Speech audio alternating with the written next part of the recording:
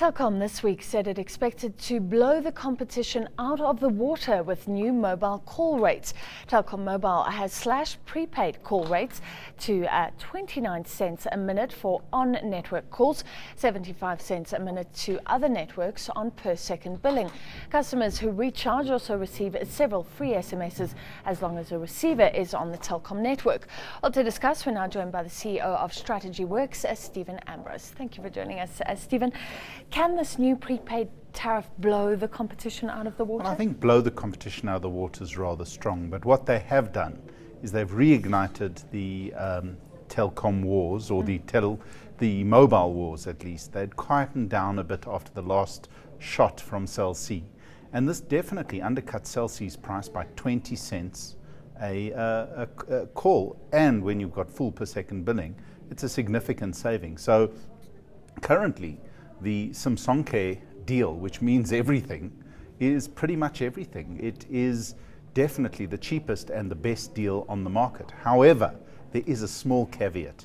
It's only available on Telkom Mobile or eNCA's network. So if you move outside of a Telkom Mobile coverage area, you have no signal whatsoever. Whereas the previous eNCA deal roamed on MTN, so you had coverage everywhere. So whilst the deal is spectacular and it should cause all manner of havoc, there's one thing to bear in mind. It's slightly limited. All the major cities are well covered, but the rural areas and the slightly more fringe areas may not be covered by Telkom Mobile. Well, we have the rates up right now, so people can compare, and like you say, significantly lower. But doesn't matter if you enter the prepaid market with something with a great offer when so many people are tied into contracts, or is that changing? No, in fact, South Africa is 90% prepaid. So 90% of the SIMs available in this country are prepaid SIMs, with only round about 10% of the approximate 57 million SIMs are postpaid or contracts. So it has a massive effect. And of interest, in the last year, the churn, that's the people that move from network to network, has approached close to 60% across all the networks. So that means people are not being loyal, they're being loyal to the deal.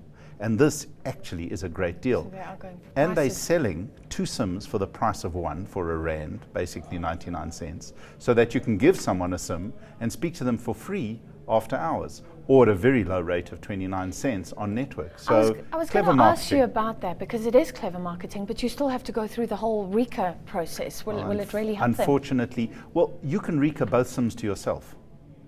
And then give one to your significant other, your Is that legal? child. It's not strictly legal, but I'm sure that's exactly what will happen. Though it would work very well for families. Two SIMs or two SIM packs could cover the average family and keep everyone in contact for very low money. The danger is that what this is going to do, it's going to drop the average revenue per user, or the ARPU, even lower. And Telkom Mobile and eNCA is pretty low already. But let's put it this way, they're the fourth operator. They've got a small user base of around about 1.5 million. They need to disrupt. They have to do something significant to stir up the market. And this is significant, and I think it's a great move.